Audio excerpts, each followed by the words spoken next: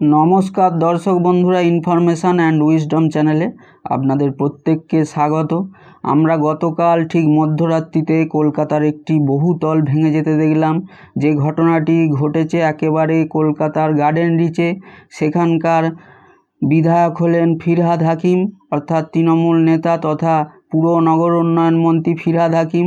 এবং গতকাল রাত্রিরে ঠিক 11:49 একটি 6 তলা বহুতল নির্মাণ হচ্ছিল। সেই নির্মাণ গত 1.5 বছর ধরে চলছিল এবং যেটা এখন জানা যাচ্ছে যে সেটা সম্পূর্ণ নাকি বেআইনি। সেই বহুতলের একেবারে একটি অংশের চাঙড় ভেঙে পড়েছে পাশের ঝুপড়িতে এবং সেই ঝুপড়ির বহু মানুষ হতাহত হয়েছেন। আমরা বিভিন্ন মিডিয়া থেকে যেটা জানতে পাচ্ছি, একেবারে বহু তরুণ যুবক মহিলা থেকে প্রায় 6 জনের মতো এখনও পর্যন্ত মারা গিয়েছেন এবং এখনও 5 থেকে 6 জন সেই বাড়ির মধ্যে আটকে রয়েছেন এবং সেখানে উদ্ধার কাজ চলছে এবং এখনও 5 থেকে 6 জন SSKM হাসপাতালে ভর্তি হয়ে আছেন এবং মুখ্যমন্ত্রীও সকালবেলা সেখানে ছুটে গিয়েছিলেন।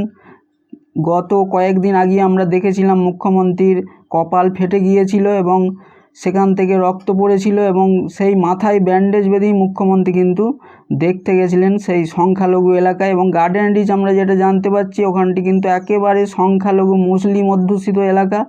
মুখ্যমন্ত্রী সকালেই সেখানে দেখতে গিয়েছিলেন এবং হাসপাতালেও ছুটে গিয়েছিলেন যারা হতাহত হয়েছেন তাদেরকে দেখতে। এবং তিনি পাশে যখন ফিরহাদ হাকিম উপস্থিত ছিলেন, অর্থাৎ যেটা আমরা জানতে পারছি মিডিয়া থেকে যে গতকাল রাত্রিরেও কিন্তু ফিরহাদ হাকিম মেয়র এবং সেখানে আমাদের দমকল মন্ত্রী সুজিত বসু সারা রাত সেখানে উদ্ধার কাজ চলছে এবং তারা দুজনেই সেখানে উপস্থিত ছিলেন, সঙ্গে পুলিশ কমিশনারেটও ছিল। আমরা সব কিছুই মিডিয়া থেকে জানতে পেরেছি। এবং এত মানুষ যে হতাহত হলো এর দায় কার এবং এতগুলো যে সাধারণ দরিদ্র গরিব মানুষ মারা গেল এই দায় কে নেবে? সেখানে মুখ্যমন্ত্রী আমরা যেটা দেখলাম বিভিন্ন মিডিয়া থেকে যে মাননীয় মেয়র ফিরহাদ হাকিমকে জানতে চাইছিলেন যে এই বহুতল কি অফিসিয়াল পারমিশন নেওয়া হয়েছিল।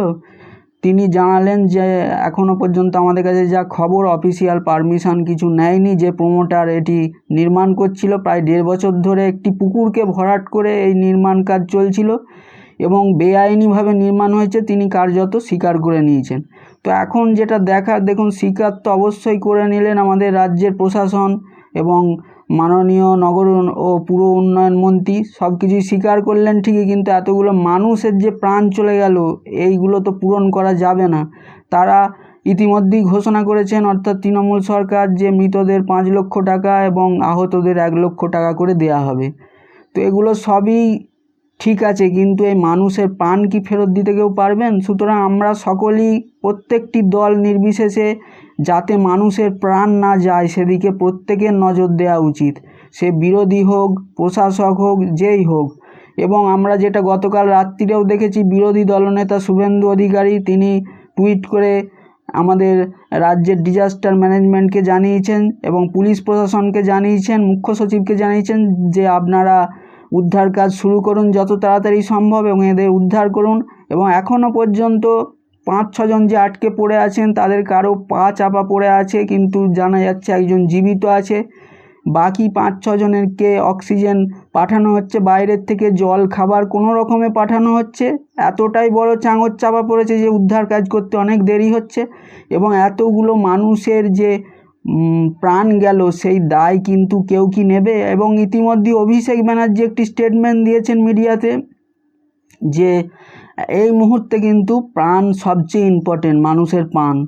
যে কোনো বিরোধিতা আসতে পারে, সেগুলো সময় আছে, পরে হবে। সমস্ত দলকে তিনি অনুরোধ করেছেন এবং তিনি যেটা বলেছেন যে আগে মানুষের প্রাণগুলো বাঁচাতে হবে। অবশ্যই সঠিক কথা বলেছেন, আমরা প্রত্যেকে তাকে সমর্থন করব এবং এরপর থেকে অবশ্যই যাতে কারো প্রাণ না যায়, সে প্রশাসক হোক বিরোধী দল হোক।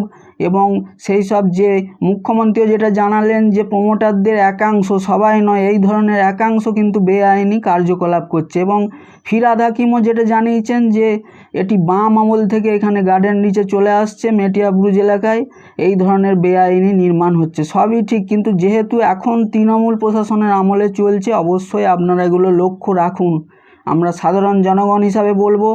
এবং প্রত্যেক বিরোধী দল প্রশাসক আপনাদেরকে বলবে, আমরাও বলবো, যাতে মানুষের আর প্রাণ না যায় বা হতাহতের খবর না আসে। কেন এই সাধারণ দরিদ্র মানুষগুলোর প্রাণ গেল আজকে?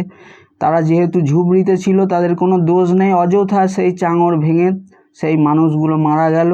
একেবারে তরতাজা তরুণ, যুবক থেকে মহিলা থেকে প্রত্যেকে মারা গেল। এগুলো তো কখনোই কোনো সভ্য সমাজে জনমানুষে মেনে নেওয়া যায় না।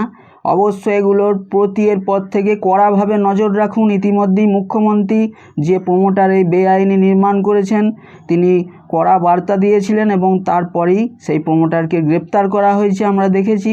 সজল ঘোষও ইতিমধ্যে বিজেপির তরফ থেকে সেখানে গেছিলেন, সেখানে তাকে বিক্ষোভ দেখানো হয়েছিল, আমরা এটা মিডিয়া থেকে দেখেছি, সেটাও আমরা লক্ষ্য করেছি। তো বন্ধুরা, আপনাদের যদি এই ভিডিওটি ভালো লাগে অবশ্যই একটি লাইক করবেন। আপনাদেরও কি মতামত কমেন্ট করে জানাবেন এবং চ্যানেলটি সাবস্ক্রাইব করে রাখবেন। ধন্যবাদ।